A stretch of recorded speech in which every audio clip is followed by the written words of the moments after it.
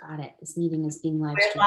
live. Oh, Yes. great. We're live. Hey. that, How that are you? happened so quick. Okay. So hi, everybody. This is Annalisa with Journey to the Goddess TV, where I regenerate ancient feminine wisdom from modern women. We're live. Oh, great. We're live. Now I'm going to mute this. You could probably hear that delay. That's crazy. And so today I'm with Natasha Thompson, like I am for our twice monthly collaborative goddess conversation. So she's going to introduce herself.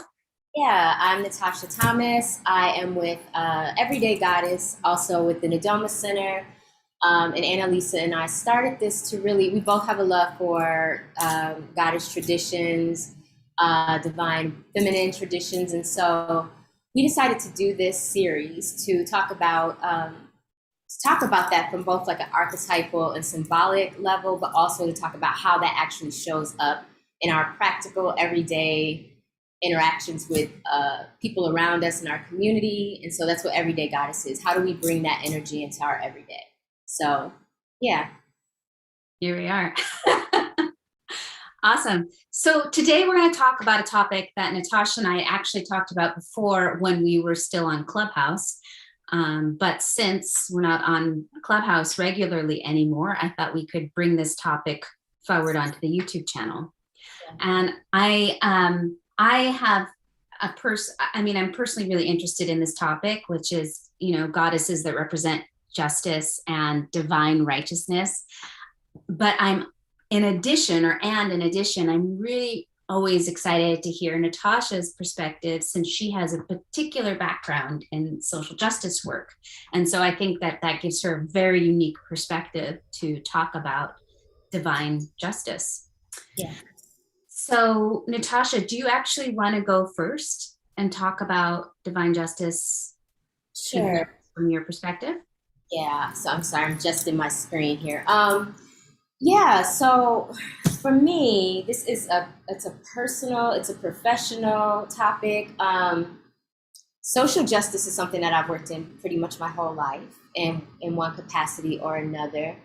And and it's really, my professional life and my spirituality are very closely linked, right? The reason why I'm involved in social work and social justice is because my spirituality for me kind of mandates that I am. It is my spiritual work. And so, and I really love that we're talking about it here because, I think when people think of, whenever I always kind of worry about using terms like divine feminine and goddess, because people have these concepts that about what they mean that are informed by like sexist and misogynistic kind of cultural stereotypes, right? The cultural stereotypes about what it means to be feminine. And for me, I want to be clear that feminine is not, or goddess is not necessarily passive. Can be when it wants to be, when it chooses to be, right? But it's always, to me, goddess work is always about a woman's choice to show up and be who and what she wants and what's called for at any given time. And so even in kind of like promoting our talk today, I talked about this idea of like, sometimes she shows up as a flower, and sometimes she's a sword, whatever's called for in the moment, right? Because and so for me, justice is really important because that's very much a part of goddess work to me. And the goddesses, for me, I can't think of a god. In almost every kind of way, in different ways, like all of the goddesses that I can think of right now, let me add that disclaimer, have some kind of like justice story or some kind of like story about like what justice looks like for them. And that's a really loose interpretation, but yeah, I'm glad we're talking about that because I want to dispel this idea that goddesses don't fight. Because goddesses fight when there's a need to fight, or that goddesses are not about resistance when there's a need to resist. So, right. Yeah. Right. No, I love that. Obviously, there's this trope in our culture of this image maybe of the mama bear, right? Or the mother that will suddenly get enough strength to lift the car off her child. So I think that, you know, that there's definitely, even in nature, this very kind of protective and, you know, Justin,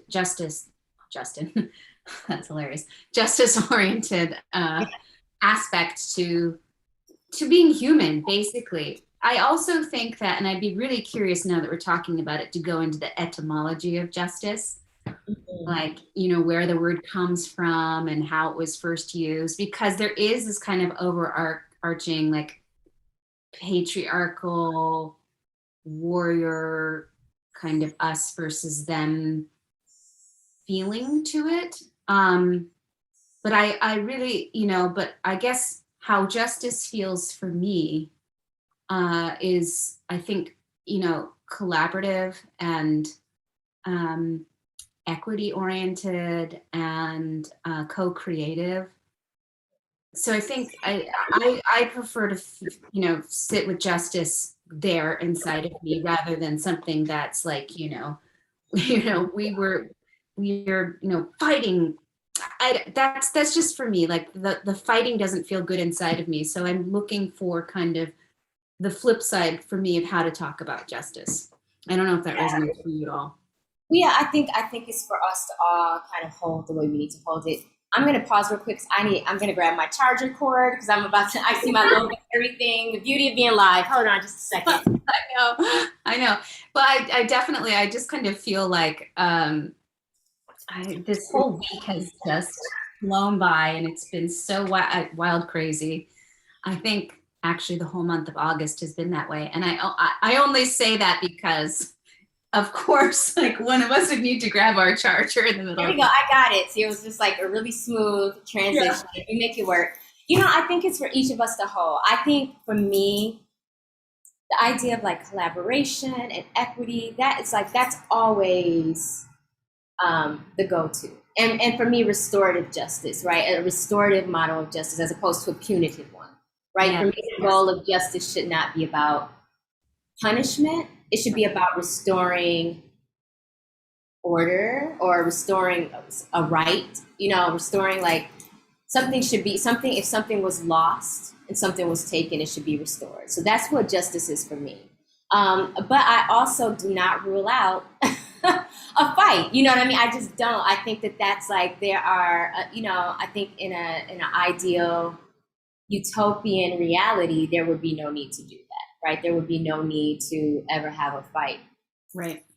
But that's not the reality that, you know, I experience, right? There are times where I definitely, you know, I had to fight. I mean, you know, whether that's like physically, whether it's been like metaphorically, it's never my like desire. You know what I mean? It's never my, it's one of those kind of things where it's like, this is the option that's left. Yeah. But yeah, and I think like, but I also think that's for me, there's a concept of righteous anger.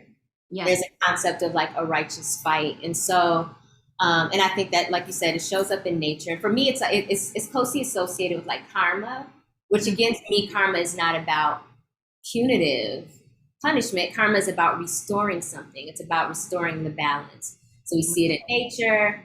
And then, you know, as a mom, as a mom and both a person with like, astrologically, it's my Venus in Cancer. I'm a very maternal person. Can we talk about this? Because I have Venus in Cancer. Oh, yeah. Like, why do we live the same life? Annalisa and I have the same sun sign, rising sign. Okay, we'll talk about this later. I know, no, but we should tell everybody. Natasha and I are like the same person, I guess. So we're finding out. Same life.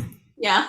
We have the same sun sign, rising sign, Venus sign. We were born in the same week. I'm a little older. I think maybe a couple years older than Annalisa, but we were born in the same week. So yes, but that gives me whether it's with my kids or I'm very maternal. I like to take care of things. And so, but that mama bear comes out in me when it's protection time. Like when I feel like my children are threatened, my pets, my plants, like anything that I'm responsible for. But that is, you know, that's justice to me. That's how it's supposed to be. That, you know, the goddess for me is a and I feel that way about my goddesses that I've adopted as my kind of patron goddesses and spirit guides. I experience them as protective of me. Like they give me signs, they let me know like this is not for you. So it doesn't even matter if like they're, archetypal attributes or justice oriented. It's like they're just their basic function and role in your life is protective and therefore serves this kind of justice. It's one of their roles. Yeah, but I definitely have felt like they, you know, I allow them to handle the situations in my life. I don't believe that I need to get like revenge or like justice or like I trust that the universe will work those things out because I trust that I trust that the universe is just, like it's just, it will work out the things that it needs to work out. And I'll only fight when I have to fight. Otherwise I'll let the universe do its thing because it usually does it much better than I could anyway. Right. It seems like balance is maybe the most natural principle, if we're going to use the word principle of the universe, which is kind of sad. I mean, that is not sad, but what's sad is that we are so out of balance right now. So, nature herself is, doing some restorative justice or working toward that. Absolutely. And we might, and I mean, I hope that we make it out of that, but we may not because I just kind of feel like that nature's going to do what it needs to do, and our best bet, humanity's best bet is to be in alignment with that. Yeah. It can't, if we try to go up against it like we have been, I don't think that's a fight we're gonna win. I think nature and the nature's gonna win. So and I think it's like a recent development. I think we talk about this. The goddess and wisdom traditions are, for me, earth based, and they are about working with the earth in partnership with the earth, in collaboration with the earth. And then we got into these models that we're living now, and these systems that are patriarchal, capitalistic, all these types of things that have built this exploitive relationship with the earth, and we are, like you said, seeing the repercussions of that. So right. Shout out for anyone that wants a good book to read, The Death of Nature by Carolyn Merchant. That's a great one that goes into a lot of these themes. Yeah. So remind me of some of the goddesses that you like to evoke when it comes to justice.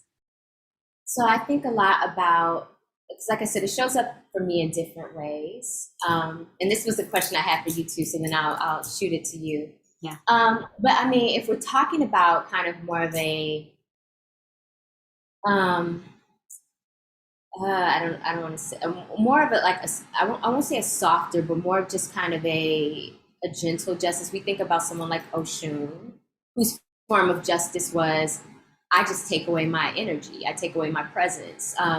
For people who are not familiar, Oshun is an Orisha who didn't feel respected by the other Orishas around her, the other gods and goddesses. And so she just kind of like removed herself. And as a result, like they felt that void. They felt like the loss of her presence and what that did. And no one was happy. Right. So that's one form of justice, right? Just to retreat, like just to say, you know what I'm bringing is not appreciated. It's not respected. I'll take it away and then we'll see how you do without it. That's a form of justice. Then I think about goddesses like Artemis, who's associated with like the hunt. I think about like Kali, who's a goddess of kind of like just kind of wiping out, like I associate her with wiping out fear. Like I use Kali when I'm fearful of something and I want to tap into like that courage. I think of somebody like, I refer to her as Aset, which is her Kemetic name, but Isis, the Egyptian Kemetic goddess, whose form of justice was to her husband was killed and his body was dismembered and his pieces were scattered all over the earth. And for her, justice was about restoring that, like going and collecting all the pieces of him and bringing that back. And so I think it shows up in a lot of ways. It can show up as kind of just like a retreat. a withdrawal and a shutting stuff down. It can manifest in like I said, kind of restoring something that's been lost. It can be, or it can be like, I'm going to like physically fight something. And I think, like I said, all the goddesses have, to me, the goddesses that I can think of have some form of justice in their story or their own form of seeking justice. Mm-hmm. Right. What about you? Yes, I have another question for you. So I just want to make sure I don't want to forget it because I think it's really important. So just remind me if I forget that I have another question for you about social justice work and the goddess. So for me, at this point in my life, I have one goddess that I, invoke more regularly, who I talk about from time to time here, and her name is Durga, and she's a Hindu goddess. And in the Hindu pantheon, she, well, sometimes she's like an aspect of one of Shiva's wives. And so basically, there's a story about how, like, there were these demon figures that were causing, or this demon that was causing all these problems. Unfortunately, I forget his name right now. And I think he was the buffalo demon. And so the gods were trying to get rid of this demon and they couldn't. And there was some kind of deal like no god had the ability to kill this demon. But the gods were like, well, we didn't say a goddess couldn't kill the demon. So they called on Shakti to come down as her, kind of divine justice form. So she manifested as Durga, and she shows up, really strong and powerful on her lion, or maybe it's a tiger, lion, but Tiger. Yeah. And she has her 6 weapons, and she kind of saunters out, and she's like, she's all beautiful and graceful too. And you'd never know, even though she's holding all these weapons, that she could kill you with just, a moment's stare. So anyway, she walks up to the demon. She's like, hi, demon. And he's like, whoa, you're so beautiful. And she's like, and she just vanquishes the demon. And so, on a psychological level,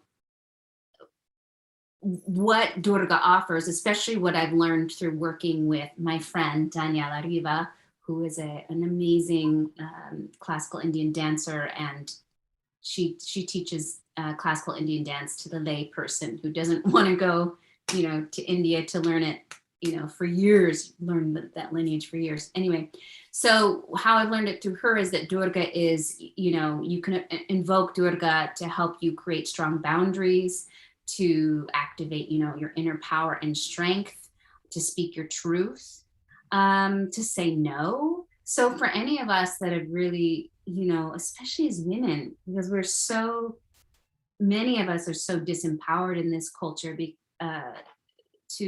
stand up for ourselves, because we're enculturated to be people pleasers, to say yes, to help everybody but ourselves, to, that maybe our opinions don't matter, or our thoughts and beliefs don't matter, and that other people know better than us. And obviously that's not true for all women, but culturally across the board, that's what a lot of the message that get fed to us, right? So Durga's really, really helped me stand up for myself. And the more I invoke her, the stronger I become in my own kind of self-awareness and strength. And then there's these other goddesses that, and I'm really curious to learn even more about, and they are these ancient Greek goddesses, the Furies, right? And the idea is that these are really old goddesses, maybe from matriarchal mainland Greece, before Greece was overtaken by these Indo-European tribes. Anyway, long story there. I won't go into all of that, but these Furies are all about, divine justice, and the Uranus, I think they're called. Nemes? Yeah, it's like EU. Yeah, your Nemes. Yeah, our Nemes. Yeah. I mean, I'm slightly familiar, but yes, yeah.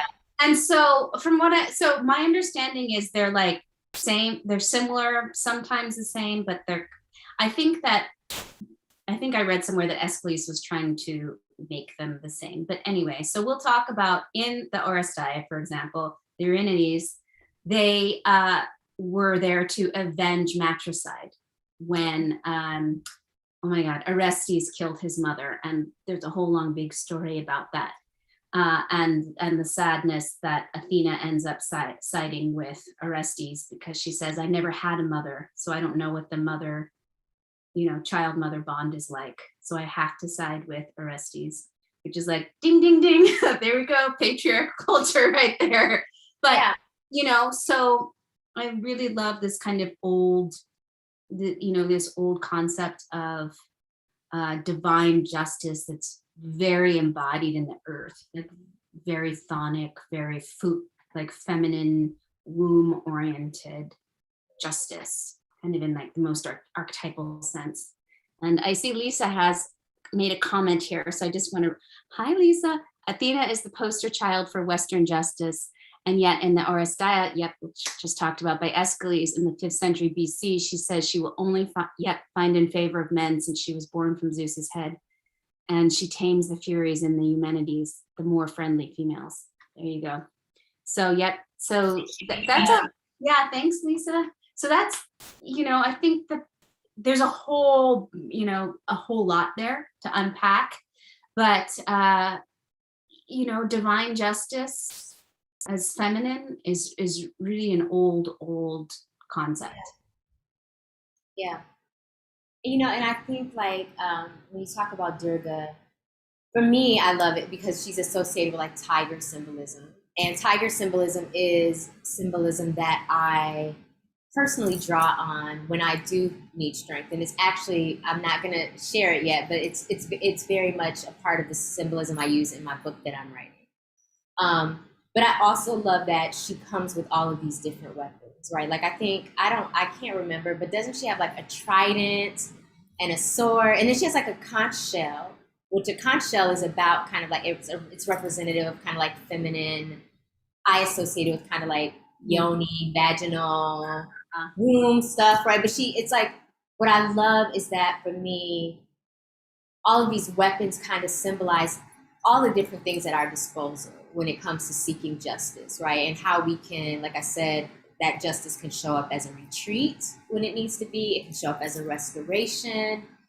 It can show up as a fight. It can show up as, all these different things. But I think for me, goddess work is always about intention, right? Because I think we talked about this, that the goddess, what I love about the goddess tradition is that it has room for every type of woman, right? It's like whatever type of woman you are, there's some type of goddess symbolism that I think you can resonate with, right? Like if you are kind of a warrior woman who's a fighter, there's a ton of warrior goddesses. If you're more of a maternal figure, but I love that she has like all of these weapons. And I think that that's what I want to keep stressing about the divine feminine tradition. It's about all possibilities for women. Right. And even like all of the Hindu goddesses, to my knowledge, are all also considered mother. They're all mothers. Even if they don't have children in the mythology, they're still like Ma, like Ma. Mm-hmm. It's a creative energy, right? Whether that's in the birthing of children, the birthing of ideas, projects, communities. It doesn't have to be children, but I think I associate feminine energy with creative. It creates things, it makes things, and then sometimes part of justice is that those things then have to be dismantled, right? Sometimes what we create, it's time for it to also be dismantled or be destroyed. Yeah, that's justice too. Exactly. Yeah. I would love to hear you speak from your experience. Like so if I were a person that's really in the social justice world, and maybe like I find that religion or spirituality is not commiserate with social justice work. There's a lot of people who feel that way. I'm sure they do. So how do you talk to them, or how do you kind of bring them into the conversation? I don't. And I say that because I think we're all here to walk our paths. And there used to be a time where, for me, this kind of work was about convincing people, right? Like, if there was something that I was very passionate about, which is, I do think that I make no distinctions between my spiritual work and my social justice work. But I recognize that there are people who live and have decided to live a material existence, right? They're very much invested in kind of like what they can see, smell, taste, and touch. And they don't necessarily, they don't necessarily live a life that is infused with spirit the way that I do. A life that is in like relationship and communication with forces seen and unseen. And I think that's okay.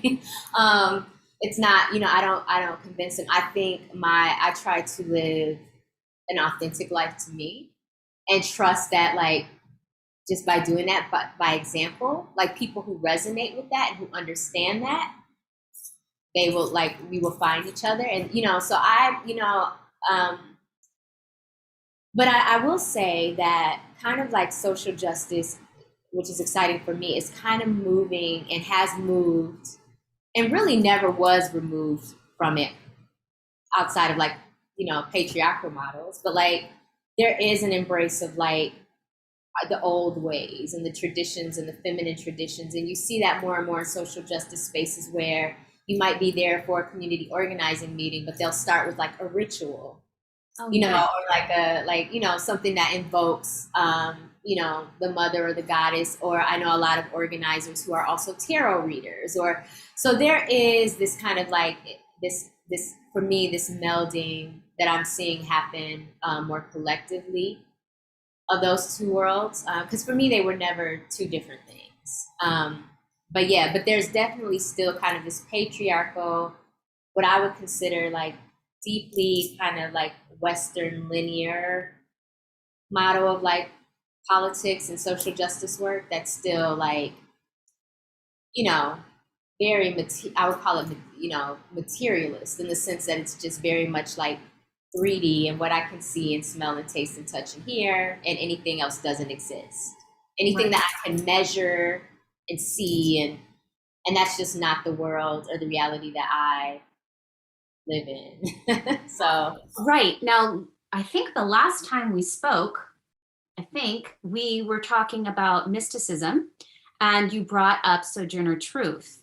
Yes. And you were talking about her in the context of being both, basically a social justice activist, probably before that term was ever coined, and also, but doing it through the lens of her deeply rooted spiritual beliefs. And obviously that was a big part of Martin Luther King's, way in the world too, and probably Gandhi, I'm sure too. And I'm sure many, many others. I mean, the original Martin Luther, right? There's so many, we have examples of like men who are kind of like activists who have the spiritual tradition. We don't necessarily have that with women. Mm-hmm. And even less so of like for women of color. But yeah. I think that we do. They just haven't been recorded in history. Oh no, that's what I'm saying. Yes, they're there. Yeah. We just don't have them as examples in our texts, in our that association isn't made. Oh no, they're definitely they're definitely there. Absolutely. Another good reference that I'll leave in the link, Dr. Amanda Foreman's The Ascent of Woman series. So she talks about some of those women that we're alluding to right now. Yeah, and if we could we linked it last time when we were talking about mysticism, but the Joy by Dr. Joy Bostic. Yes. She does a whole book about 3 different women. Sojourner Truth is included in that. 3 different women who are mystics and also like social justice advocates. So, yeah. Yeah. Well, we are right at 4:30. So the question is, do we have any, are there any other like really juicy tidbits for us to share? I kind of want to really quick touch on what this looks like in our lives as women. Um, I think we've talked about different ways that we might tap into goddess energy for like anything that we're going through. And just, I don't know if I've ever shared it on this platform, but in addition to like the pandemic and all the things that we're going through, I lost my brother last September. My little brother, he was killed actually. And he was killed defending, he got involved in a domestic violence situation with his girlfriend's mother's boyfriend who was abusive. And basically my brother being the son that my mother raised, and a warrior and a hero, decided that he wasn't going to allow this man to be abusive to these women, and lost his life as a result of that. And I can't think of any more authentic way for him to lead, because that's just who he was. He was super protective of my mother, myself, my sister. And so I honor him. Like he's a warrior to me. And that's that kind of warrior spirit where there was no negotiating with this man. There was no like space for that. So it was like, we need to, the just thing for him to do, he felt like, was to be a protector. And so for me, Monday, actually, I have to go to court, and I have to be in the courtroom with this man. And that just takes an incredible amount of restraint and strength. And before I do that, I have to have moments where I like call on these forces that are higher and greater to me to hold me in that space, to hold me, to be able to practice that restraint. But also, I want to bring in those kind of energies of like Durga and Kali, because I want this, I can't speak to this man directly. I can't go attack him in the ways that I sometimes want to do, but I also want him to feel the presence of my brother. I want him to feel the presence of the divine feminine and justice. And so like before I step into that courtroom space, I always have a moment with the goddess, and I have a moment with the divine feminine to say like, give me what I need to step into this space with the fullness of what this moment is going to ask from me. And also with like, and I want to bring justice, and like, the justice doesn't have to be loud. It doesn't have to be, but like, I want this man to feel justice when he sees me. And so that's the kind of thing that I'm, with this series or any of this work that we're doing, like I'm really encouraging women to do like that energy. And I say that to say like, whenever I do that, when I get into that meditative space, I'm able to go into that space and be what I need to be for myself, for my family, for my brother, in honor of my brother. And so I said women, because I'm always talking to women, but I know there may be men watching.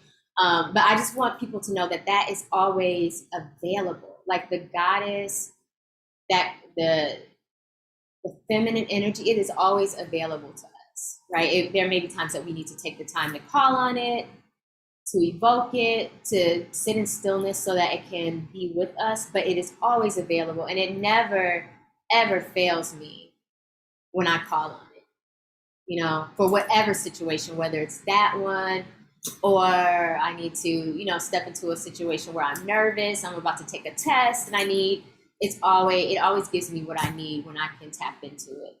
So that's just kind of like my thing for folks, is that, that we don't have to rely solely on ourselves. There are greater forces. And for me, that is the divine mother, the divine feminine, the goddess tradition. There are always forces that are there that are bigger and greater and stronger that support us. And we can just kind of channel that energy into whatever situation is needed. Yeah. Yeah. Wow, Natasha, thank you. That was really powerful. Really powerful and moving. And I want to, because you're not on the chat, I want to read what Lisa said. She said, "I'm so sorry for your loss. What a hero." And Thank you. and indeed, I mean, I no words, but I do want to say that's such a testament um, the transformative power of working with Goddess in this way. I mean, giving you the strength to show up in the way that you're showing up. And oh my God, your cat. I love that because it's like a mini representation of Durga's tiger. I It's mean, almost like symbolism. I'm a cat. I'm a cat. Big cats, lions, tigers, little cats. I have a lot of Leo energy, though. I'm like, it's like the Goddess is confirming what we're talking about right now. and all with like girl cats. We don't have any boys. It's all with energy up in here. I have two sons, but like the pets and the plants, it's all Goddess energy here. So yes, but thank you. Thank you. Yeah, I mean, thank you for sharing. It's so tragic, but I really feel like you're really honoring your brother. Yeah. And like I said, I can't think like that to me is a hero's exit, and that makes sense that he would have that kind of knowing him all of his life, that's how he would go. So I honor him for that, and yeah, thank you. Yeah. Wow. Well, I have a few other questions, but I feel like that's such a beautiful place to end. I don't want to like muddy it with, going on to other questions that we can. If you want, I mean, I don't know. You and I are always kind of figuring out our time. Where I was like, should we go 45 minutes? So if you want to go, we can go. One question did come up, and as you were, talking about your brother, I was wondering too if you feel like this divine feminine, protective warrior energy is this like, does it show up in everybody? Like, or is there a difference between how the energy shows up in the divine masculine and the divine feminine for you?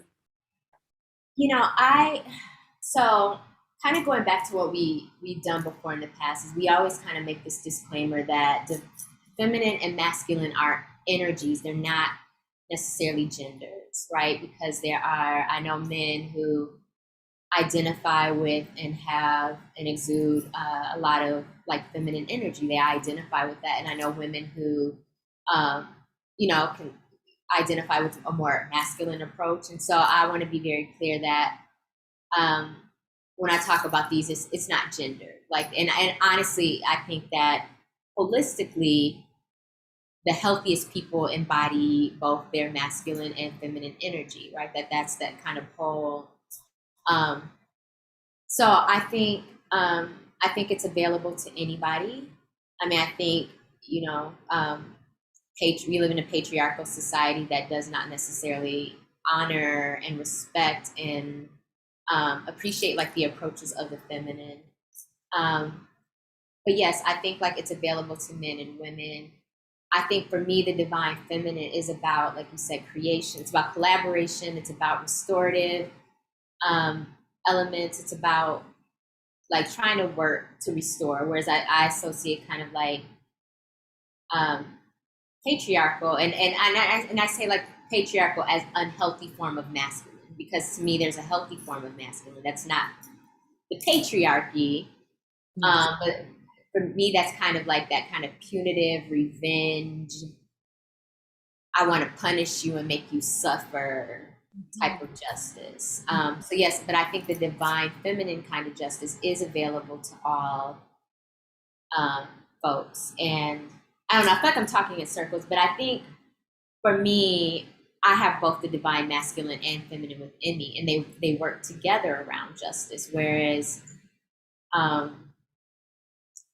my divine masculine kind of approach is like a more of a protective and a kind of like, and it protects the divine feminine in me, right? Like it's an internal relationship that happens. So I don't know, like I feel like I talked in circles, but I I think it's available to anyone. Yeah. And I was just kind of curious to how, how you felt it was showing up in this story that you were just telling us about. So I don't think there's a right or wrong answer, just kind of how it feels for you. Well, I mean, obviously, I think, when we're talking about like an abusive situation, right? That's like that's like toxic masculinity, right? There's this man who has decided that he wants to like punish women and to, and I think what we have in my situation is an example of what I would consider like toxic masculinity, and then also divine masculinity, right? Because the divine masculine is like, this cannot happen. We have to protect the women. We have to protect the children. We have to protect, and so. Yeah, I think you have both examples very clearly right there. And yeah, I think that, men in this society, they have the option of which way they want to show up. And one of those ways is destructive, and it's leading us right into death and extinction and climate change and all kinds of stuff. And then, but they could do something different. Yes. They could. So if there are men watching, that's kind of that is a call. There's another way that is not patriarchy. Yeah. Agreed. Yeah. And just to add my 2 cents to that little bit too, that like when I mean, it's hard to talk about patriarchy. So the definition of patriarchy is rule of the fathers. And so like the belief systems and the structures that come out of it, like the technical term is androcentric. So it's like male perspective, and male perspective through the lens of these male power structures, hierarchical power structures, which any of us can, be actors of. We can all, right? We know this, but I'm just reiterating for anybody watching, that women can also be patriarchal agents. And many of us are unwittingly, even those of us that consider ourselves feminists, will enact patriarchal behaviors, Yeah. And it's, so it's just a process of having conversations and being aware and self-reflective. Maybe that's a justice in and of itself, self-reflection, being like, okay, like I didn't do so well this time.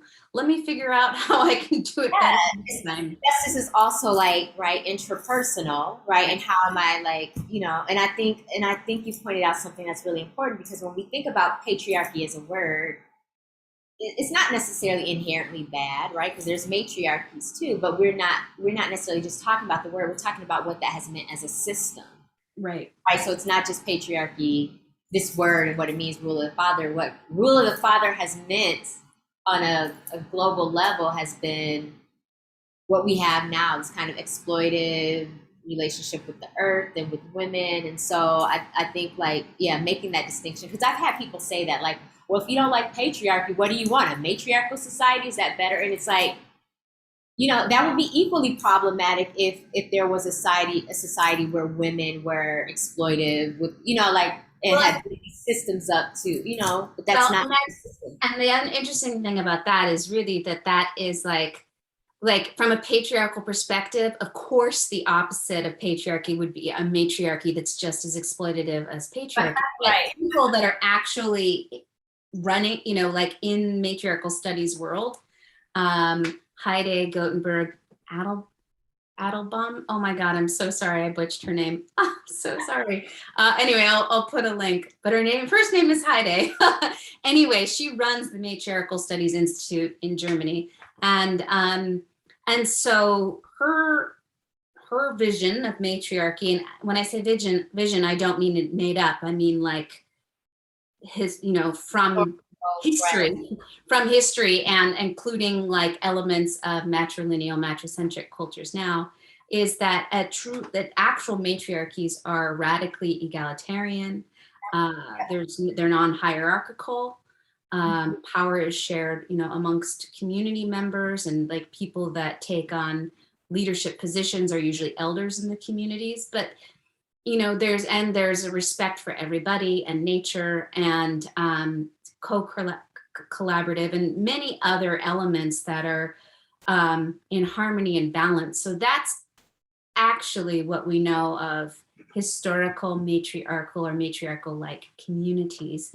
So there's a propaganda by patriarchy to make us think that matriarchy is just the opposite of patriarchy, but it's not. Right. Yeah. And I think like that's kind of how I experience like the divine feminine tradition. It's about connectedness, right? So there's no existence without relationship, and it's this understanding that what affects me affects the other, and vice versa. That's not the patriarchal model, right? So, right. And we see that when we have, when we look at like countries, and I cannot think of her name, the prime minister of, is it New Zealand? Yes, New Zealand, but I can't think of her name, right? But they've like pretty much eliminated COVID, right? Like when we see women in leadership, and when women, and not just in these kind of like siloed individual, but when like women are able to like work and collaborate, we see that, we see collaboration, we see connectedness, we see this idea of, I know that when I make a decision, it's a decision that impacts everyone. And so I'm taking in information, and but that, that's the divine feminine way. So that's what we do, and yeah. Exactly. I think this is kind of a good place to kind of wrap up. It feels like a, kind of a bookend. Yes. So gosh, thank you for this really fun conversation. I feel like we're finding our rhythm, our goddess flow. And you look great in your luminous Oshun yellow. Thank you. Likewise, I was noticing that we have like a color, kind of a natural gold green palette going on, those are heart chakra colors, by the way, like gold, green. So yeah. Yep. Wow. Well, thank you, everybody. And I always forget to remind you at the beginning, so I'm going to remind you at the end to like this video. Please leave a comment. Thank you, Lisa, for engaging with us today. That was fun. And please subscribe to the channel. And feel free to join us. We are here twice a month on the 2nd and 4th Fridays every month at 4 p.m. 4 p.m. Pacific Standard Time, 7 p.m. Eastern Standard Time. And we're so happy to be here with you. Thank you, Annalisa. Thank you. Thank you, everybody. And we'll see you in a couple weeks. See you soon. Okay. Ciao.